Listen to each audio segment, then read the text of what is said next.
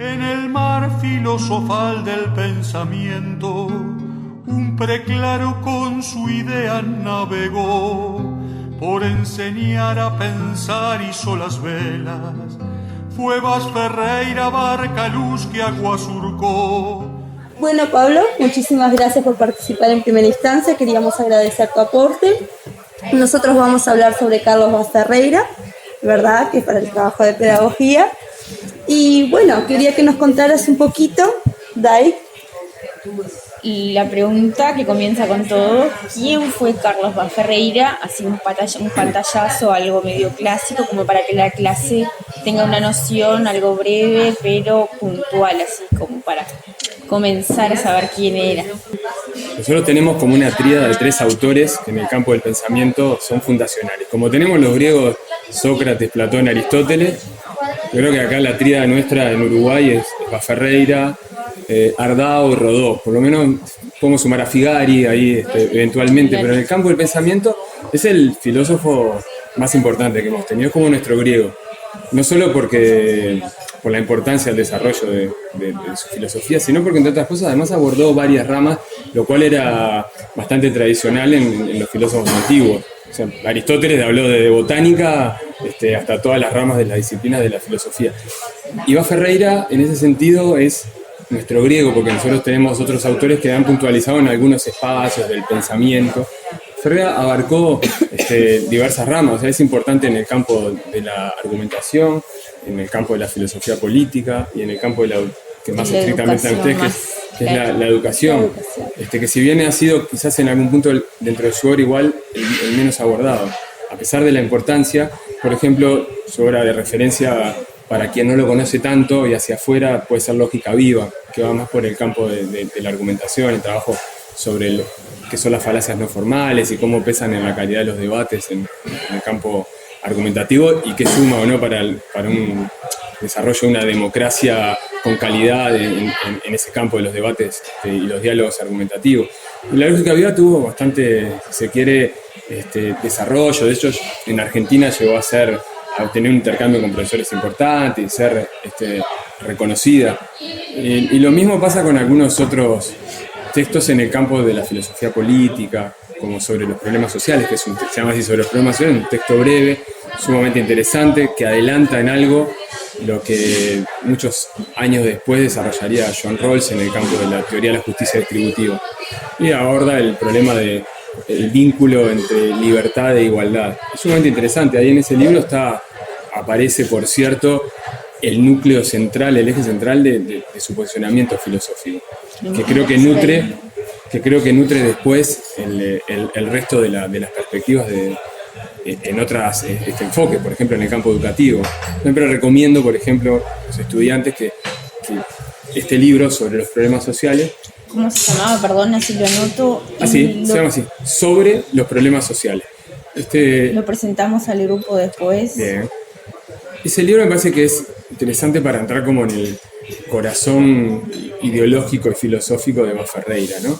Que creo que de ahí sus abordajes, por ejemplo, sobre educación, para comprenderlos un poco más, conviene comenzar por ese libro, aunque no está enmarcado dentro de los libros que corresponden estrictamente a su escritura sobre educación, como lecciones sobre pedagogía y cuestiones educativas, que es la rama, son una serie de volúmenes editados que son específicamente sobre el campo educativo. Una de las curiosidades, perdonale, una de las curiosidades ahora hablando sobre los libros es que, por lo que leí, él no escribía su libro, sino que eran anotaciones de sus alumnos, claro, ¿no? La mayoría de sus textos son clases impartidas en buena medida la Facultad de Humanidades, de la cual es el alma mater. Él se fundó la Facultad de Humanidades en buena medida por su impulso, su propuesta, ¿no? Y fue sus primeros decanos y que llevó adelante las primeras cátedras en la facultad. Y los alumnos solían grabar, tenían un apoyo, creo que incluso de mecanografiado en esa época. Tenía como un asistente y sus alumnos entre los apuntes y lo que se mecanografiaba sobre lo que él hablaba. La mayoría de sus libros son recogidos de sus clases. Por eso, cuando uno lee a Ferreira, te das cuenta de la oralidad, digamos, es bastante fresco en ese sentido, porque también el tema de tener que vos, de alguna manera, explicar algunos temas frente a alumnos, que lleva también, de algún modo, a esa cuestión de la transposición didáctica, si quiere. Entonces, ejemplifica mucho. Entonces, es muy llevadero. A veces los autores de filosofía pueden ser un poco complicados en su escritura, ¿no? Un poco oscuros, ¿no? Dicen, entre que o me duermo o no lo entiendo. O no lo entiendo. Claro. Entonces, pero ven, con Baferreira, si bien tiene una escritura de estilo de época, que a uno quizás le puede parecer medio engorroso, pero era por, digamos, la estilística de los términos que se utilizaban, era, no, quizás puede que no te resulte amigable de ese lugar, pero al seguirlo no es un autor engorroso en términos conceptuales, es bastante claro. Eso me parece que es una ventaja importante. Y va mucho a los ejemplos de la vida cotidiana y ejemplos de la política, de los recortes de tal diario, de tal... Entonces, en ese sentido es muy llevadero Baferreira. Pablo, nombrás mucho a Baferreira como filósofo, ¿no? En la época era un poco revolucionario el tema, ¿no? El tema de la filosofía en Uruguay, porque inclusive estaba Rodó, que digamos no es el filósofo. No, es un Rodó fronterizo porque, bueno, cultivó el campo de la literatura, es un autor bastante fronterizo entre el espacio literario y filosofía. Claro, pasa que el Ariel de Rodó tiene una concepción sobre todo latinoamericanista que lo llevó de hecho a trascender. Es probablemente el autor en campo de pensamiento y literario que ha trascendido más fronteras de estos que nombré hoy, ¿no? Entonces tiene esa perspectiva como de un campo de la filosofía latinoamericana, ¿no? Rodó fue reivindicado después de ese lugar, tiene un estilo mucho más literario, ¿no? Claro. Sí. Pero Baferreira era algo... Sí, Baferreira marcó toda una época como un pensador, o sea, dominó durante la primera parte del siglo XX, fue la figura de absoluta relevancia en el campo intelectual uruguayo, ¿no? Obviamente tenía ciertas influencias americanas. Sí, claro. Por eso, a diferencia de Rodó, que tenía una mirada más sobre el cultivo de lo latinoamericano, incluso opuesto a lo anglosajón, si se quiere, Baferreira no. Baferreira, su mirada estaba puesta en la cultura más de esa cuestión tradicional, ese primer Uruguay del comienzo del siglo XX, que era muy europeísta, digo, ¿no? Y él leía, además de leer los clásicos griegos, bueno, tiene una tendencia muy... también hasta los autores anglosajones, ¿no? Desarrolló también en el campo de la psicología unos cuantos libros interesantes, y bueno, y él miraba hacia los autores norteamericanos en ese terreno, ¿no? Yo creo que eso le pasa, que hoy hablamos antes de comenzar, que a veces está como un poco desconocido a Ferreira para la relevancia que tuvo. Sucede también que la generación crítica en los años 60, 70 no hace una reivindicación de Baferreira, porque incluso Baferreira ideológicamente se definía como un liberal. Entonces, la generación que le continúa de algún modo, hasta hay un pedagogo bastante importante que se llama Gesualdo, en esa época de los 60, 70, que escribe bastante, lo estigmatizó un poco a Baferreira de ese lugar. Dijo que era un pedagogo burgués, por ejemplo, y eso fue, en esos momentos de cambio más revolucionario, más volcado a la izquierda, fue visto como un autor muy conservador, muy burgués, europeísta. Burgués, pero también era defensor de causas, ¿no? No, pero totalmente, ¿no? Que fue una lectura muy errónea. Lo que pasa es que él se definía de ese lugar, pero de un liberalismo clásico, ¿no? O sea, de aquello de, bueno, según sus talantes y virtudes, las personas deben ocupar diferentes espacios en la sociedad. Pero sin embargo, sobre los problemas sociales, cuando él toca el tema de qué priorizamos, si la libertad o la igualdad, él dice, bueno, a mí me gustaría que cómo nos ubicamos en la escala social tuviera que ver también con esto de las virtudes y los talentos individuales, ¿no? Pero él dice, pero en verdad yo me quedo mucho antes, porque lo que es cierto es que cuando nosotros nacemos en una sociedad ya hay desigualdades sociales establecidas, entonces no hay una competencia leal, algunos están en el punto de partida arriba y otros muy abajo.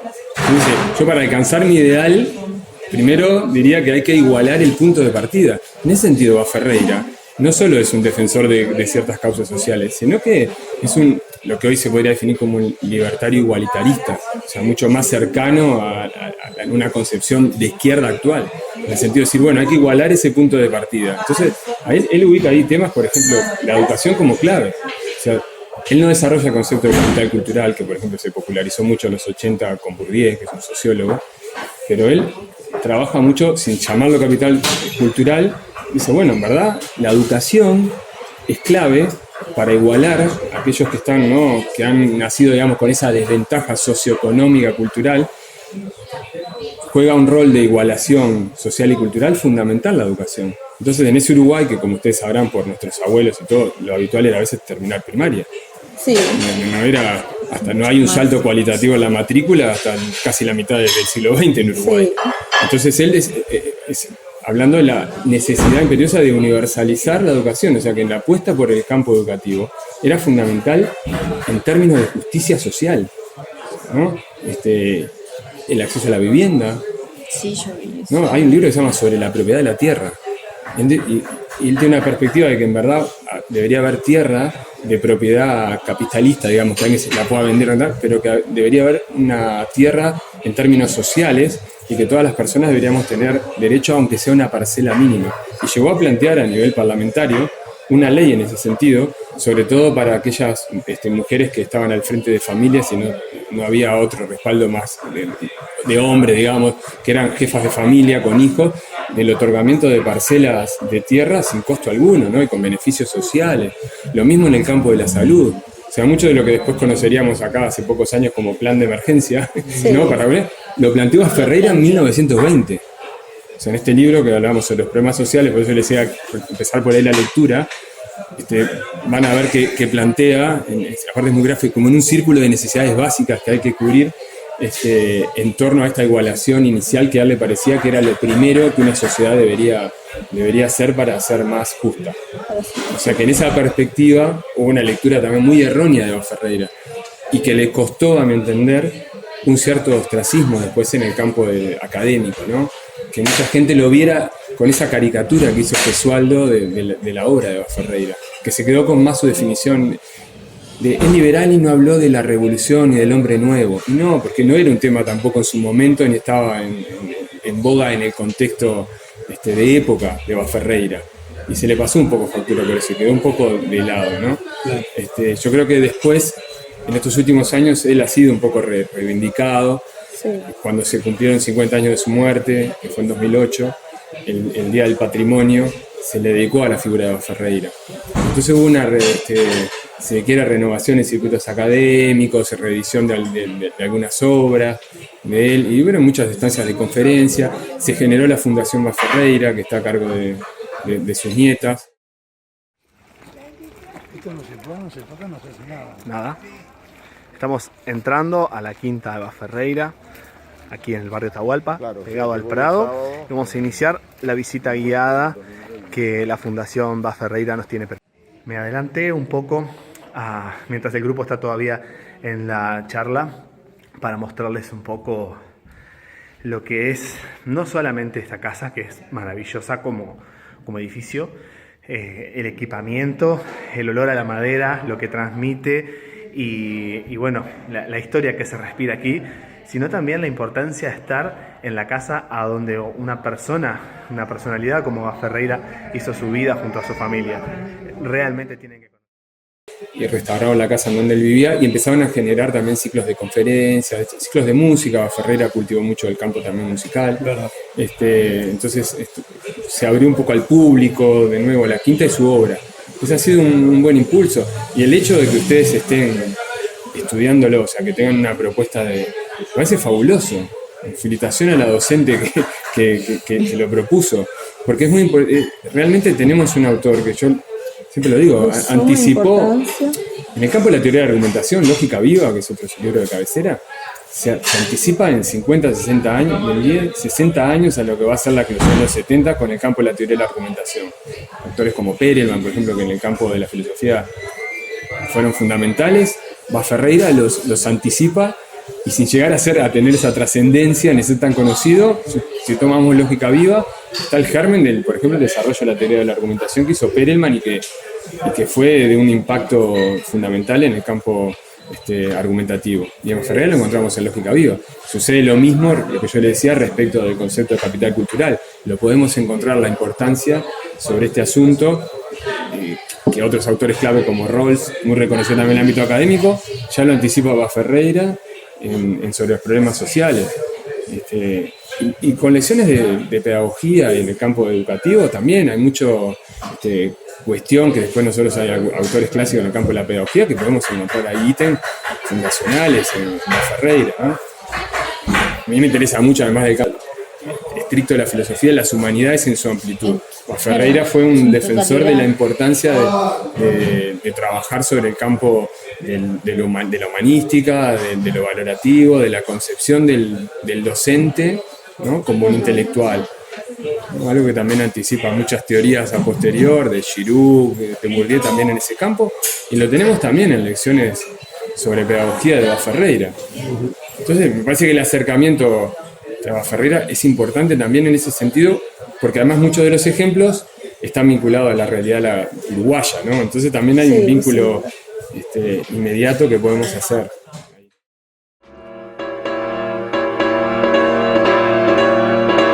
Abogado, filósofo, ensayista y docente, pero por sobre todo libre pensador. Carlos Vaz Ferreira fue uno de los más brillantes exponentes de aquel selecto grupo de intelectuales agrupados bajo la llamada generación del 900, a la que pertenecieron su hermana, la poetisa María Eugenia, Julio Rey Reisig, Florencio Sánchez, Horacio Quiroga y José Enrique Rodó, entre otros. Nació el 15 de octubre de 1872 en Montevideo, donde vivió hasta su fallecimiento el 3 de enero de 1958. A los 22 años fue nombrado catedrático sustituto de literatura y 3 años más tarde catedrático de filosofía en preparatorios, el único centro de estudios preuniversitario que existía por entonces en nuestro país. Fue decano de preparatorios y de la Universidad de la República por 3 periodos. Si bien dedicó buena parte de su vida a la divulgación de ideas y de conocimientos, mostró particular interés por temas científicos e incluso artísticos. Es muy interesante, realmente, Vaz Ferreira. Sin lugar a dudas, sin lugar a dudas. Yo estuve leyendo también lo que estaba hablando de la tierra. ¿Te puedo Eso de la propiedad, claro. Sí, que eso a la vez, él fue abogado también, ¿no es? Claro, él es abogado. Él fue docente y después abogado, o abogado, y cómo es el orden ahí de su... Él estaba, mira, él entró por concurso, si mal no recuerdo, en 1897. Obtiene la cátedra una cátedra de filosofía. Él se dedica a dar filosofía al derecho. Y en ese momento yo creo que había egresado muy recientemente, era muy joven. Era muy joven. Sí, en 1903 se recibió como abogado. Entonces, antes estuvo dando clases, antes de egresar. Y yo vi que, como estábamos hablando anteriormente del tema de... Pero puede ser que me haya equivocado en algún año la fecha, ¿no? Pero es sobre fines del 19 y comienzo del 20, donde él tiene el egreso y comienza a dar clases en filosofía de derecho. Pero él, ¿ves? No ejerció su carrera como abogado. Vos sabés que estábamos mirando... Claro, muy poco, o sea, algún apoyo, pero en verdad se dedicó al campo de la educación, dar clases, sin parar de escribir. No se sintió como bien con su profesión, el desarrollo. En el tema de la abogacía, yo escuché que él era muy... y ayudaba mucho a los vecinos y no le cobraba por eso. Sea, él no ejercía directamente. Sí. Todos sus vecinos, en la quinta ya está en el Prado, cuentan y aparecían en ese documental que hicieron sobre los 50 años de su muerte, que varios vecinos contaban, incluso algunos, había una mujer a esta altura estará vivo porque ya pasó 10 años, que en ese momento tenía más de 90 años, que lo había conocido personalmente, ¿no? Y que le había ayudado. Agradezco mucho, incluso las exageraciones que han sido tantas, pero crean ustedes que he sabido reducirlas. Las relaciono con el cariño que se me tiene, nada más.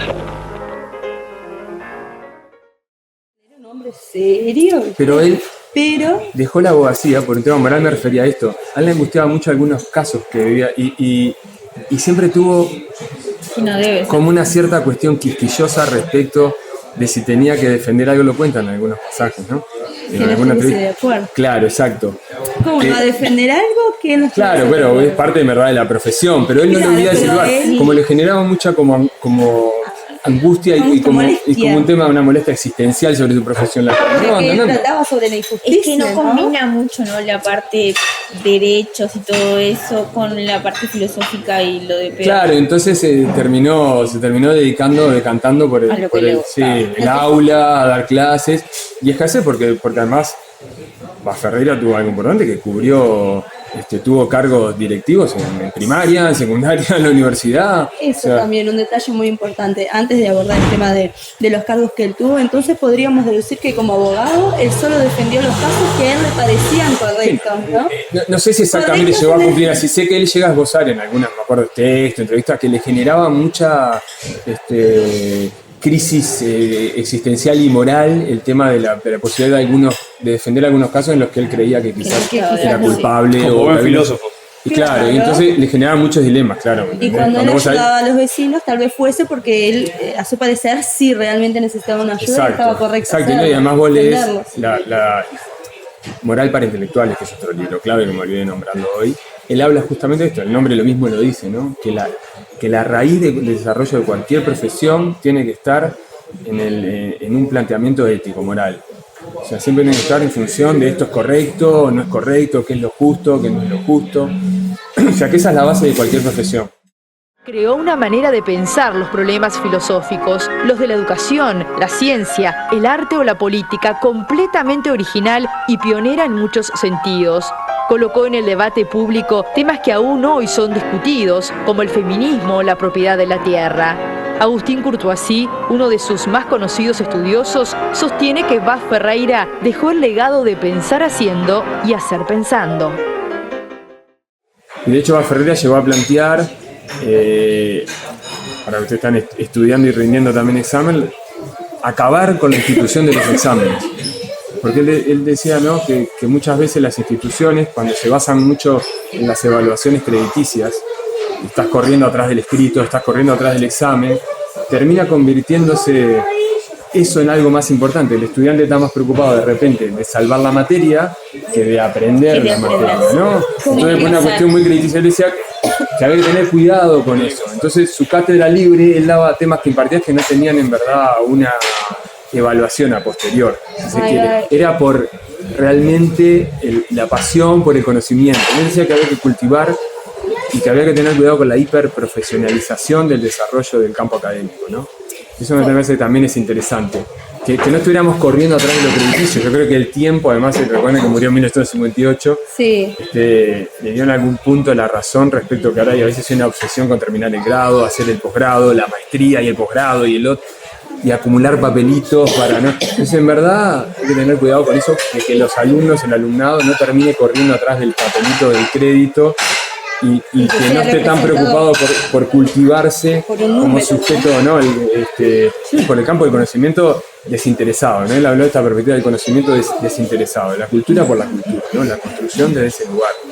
Y eso me parece que también es muy interesante de reivindicar. A veces es por un sueldo, por otro sueldo, claro, por algo así, y en la hora de enseñar. Sí, se va a comer. Y esto es muy interesante porque atraviesa la historia de la educación uruguaya. Ustedes saben que la educación secundaria era hasta casi mediados del siglo XX un departamento entre la universidad. O sea, la secundaria no era como es ahora autónoma y separada de la universidad, sino que era un departamento dentro de la universidad. Como suele ser mucho en el mundo, los profesores en general se forman en universidades que terminan siendo profesores vinculados a la educación media porque optan por esa como perfil. Pero Uruguay es bastante atípico en ese sentido. Incluso nosotros cuando egresamos de las carreras de formación docente, como están ustedes, tenemos un nivel que se llama terciario, pero no universitario. Esto recién va a ser corregido con la nueva ley de educación, que iguala las carreras terciarias a grado universitario, pero durante muchas décadas en Uruguay. Incluso muchos profesores, cuando vos egresabas, ibas a otro país y presentabas tu papelito y te decía carrera terciaria, no existe porque en verdad después de secundaria venía universidad. Entonces es como una cosa rara. Tiene mucho que ver con esta discusión de la separación de secundaria de la universidad, a la cual Vaz Ferreira se opuso, porque en ese momento él era decano de la Facultad de Humanidades, y a él le pareció que si separaba secundaria de la universidad, secundaria iba a estar muy atado a cuestiones que tenían que ver con lo crediticio, con el mercado laboral, que no iba a haber una especie de conocimiento desinteresado, sino que muchas veces los profes van a terminar corriendo para conseguir horas de trabajo, entrando en disputa, que iba a haber ¿no? Exacto, y que iba a haber una educación que también estuviera centrado en que si en una época lo importante era la informática, bueno, los planes de educación y de formación de los docentes fueran apuntando a lo tecnológico en otra cosa. no vivió ese tiempo en la informática, estoy poniendo un ejemplo actual, ¿no? Pero decía que iba a correr mucho atrás de las necesidades del mercado laboral. Él creía en una formación mucho más universal, ¿no? Una especie de cultura ilustrada universal, que tenía también sus cuestiones porque de alguna manera hasta esa época secundaria era preuniversitaria, digamos, los que hacían la secundaria siempre seguían la universidad, me refiero, y muy pocos llegaban a esa instancia en ese momento del país. Entonces la necesidad de abrir un espacio en secundaria fue también porque empieza a haber una masificación de la educación, el ingreso, por ejemplo, de estudiantes que venían de clases sociales medias y bajas, que no habían accedido hasta ese momento, y cuyas pretensiones no eran quizás ser abogado o médico como era en ese momento quienes llegaban a la universidad, que sobre todo seguían carreras de ese tono, liberales, medicina, abogacía. Entonces, claro, Grompone, que es el padre fundador del IPA, dice, bueno, empieza a llegar el hijo del obrero, y bueno, no van a seguir a estudiar, hay que dar aunque sea una educación básica, orientada también en algún punto, sin dejar de lado la investigación, pero orientada también quizás al mercado laboral, a darle herramientas conceptuales que les permitan, en el trabajo que sea, también tener una formación intelectual acorde. Vayan a hacer lo que vayan a hacer, aunque sean mecánicos, aunque sean... y esa es una discusión que se dio y que en Uruguay se terminó zanjando en ese sentido, ¿no? Hacia un lado más vinculado a lo pedagógico, como es secundaria en nuestra formación docente, y una universidad que está mucho más relacionada con el campo de la investigación. O sea, fue heredero de ese divorcio, si se quiere, entre investigación y pedagogía, que se originó en ese corte entre secundaria y la formación docente, cuyos referentes son Baferreira, apoyando como la investigación libre, la cultura desinteresada, la universidad de ese lugar, y Grompone más vinculado, ¿no?, a la necesidad de la transposición didáctica, de que no todos iban a ser intelectuales, filósofos, sino que, bueno, venían de otros estratos y su interés quizás no era en ser filósofos, y que había que atender a esa población y que por lo tanto había que los profesores formarnos mucho más en el campo pedagógico. Más que pero es un divorcio que no hemos podido solucionar, a mi entender, ¿no? Porque no hay todavía una unificación. No me sucede porque yo, en mi caso, estudié en ambos ámbitos. Hice la licenciatura en Filosofía en Humanidades y también en el IPA. Y vos ves que en el caso de Humanidades yo trabajé mucho más el campo de la investigación, ingresé con líneas de trabajo en ese sentido, pero estaba muy lejos si se quiere, hasta de la sociedad, no ve como una especie de torre marfilismo, ¿no? Una especie de elitismo alejado, no se discutían mucho los problemas de actualidad, de sociedad. Incluso te diría que hasta era un modo de decir, no, eso trivializa, ¿viste? Si bajás mucho a tierra, esto es como trivializar la filosofía. Y en el IPA era todo lo contrario, porque la formación docente requería que vos trabajás directamente con adolescentes, no podías hablar con un concepto hiper técnico y estricto que no te pudieran entender los chilenos. Tenías que relacionarlo con la vida y con lo cotidiano de esos alumnos, ¿no? Y ese corte todavía creo que lo tenemos presente, ¿no? Sí, por lo que parece no hay mucha perspectiva de que se arregle, ¿no? Y salvo que la ley de educación corrija con la llamada universidad de educación, pero yo la veo difícil. No se ha instalado y no sé si se va a instalar. Es toda una historia. Porque hay una puja incluso de interés y de poder que tiene que ver con estas mismas cuestiones de ese divorcio entre la universidad y el ámbito de secundaria. Que tiene que ver hasta lo que hablabas vos hoy, vinculado también incluso al ámbito laboral. Porque bueno, hay un terreno de disputa. Los universitarios, cuando vos egresás, en verdad, vos, como en mi caso egresás de la licenciatura en Filosofía, y para dar clases en verdad no tenés casi posibilidades. O sea, sí la tienes si sos del IPA. Entonces hay una disputa también por el campo, si se quiere, laboral ahí, ¿no? Entonces hay toda una pulseada, que es también una pulseada de poder, por quien de algún modo va a conducir esos espacios después, mezclando la formación docente con la universidad. Ese es un tema que no se corrige desde ese divorcio entre Baferreira y Grompone, ¿no? Entonces es interesante. No sé si les parece, hacemos un cortecito y vamos a poner un informe en el medio y ya regresamos con más preguntas. ¿Qué tal? Excelente. ¿Bien ahí? Antel, en el marco de su política de contribución a la educación y la ciencia, homenajea a los hombres y mujeres que han contribuido al desarrollo y la construcción del pensamiento innovador en nuestro país. Hoy, Carlos Vaz Ferreira. Carlos Vaz Ferreira fue un filósofo uruguayo de importancia extraordinaria en la vida nacional, tanto por su valiosa obra intelectual como por su brillante participación en la vida pública. Se recibe de abogado, aborda el tema de la defensa de los derechos de la mujer, siendo decisiva su participación en la discusión de la ley de divorcio. Entre 1905 y 1910 produce sus obras más personales. Desde la Cátedra de Conferencias de la Universidad de la República, libera la filosofía del encierro académico para compartirla con todos los ciudadanos que llenan el Paraninfo para escucharlo. Afirma que más importante que elaborar teorías es aprender y enseñar a pensar mejor, y hacia allí apuntan sus obras claves como lógica viva. Su destacada proyección internacional le vale la admiración y el respeto de grandes intelectuales de todo el mundo. Su pensamiento social está marcado por una férrea defensa de la libertad individual, con la particularidad de que debía ser complementada con medidas de naturaleza igualitaria. Elabora el concepto de tierra de habitación, un lugar donde vivir, que no debería ser negado a ningún ser humano. Defiende la autonomía de la universidad contra los embates autoritarios de la época. Es elegido por unanimidad como rector. Promueve la investigación básica, entendiéndola no solo fundamental para el progreso intelectual y cultural, sino también indispensable desde el punto de vista práctico. Fruto de esta lucha es la creación de la Facultad de Humanidades y Ciencias, de la que es nombrado director y luego decano. A sus 80 años es homenajeado por el Parlamento Nacional y vuelve al decanato de la facultad. Su nombre es un emblema que alienta la construcción colectiva del Uruguay del pensamiento, tan especial para el progreso del país y el fortalecimiento de su democracia. Pablo, como conclusión, ¿cuáles serían las palabras que nos puedes dejar como las más importantes en reconocimiento a Vaz Ferreira?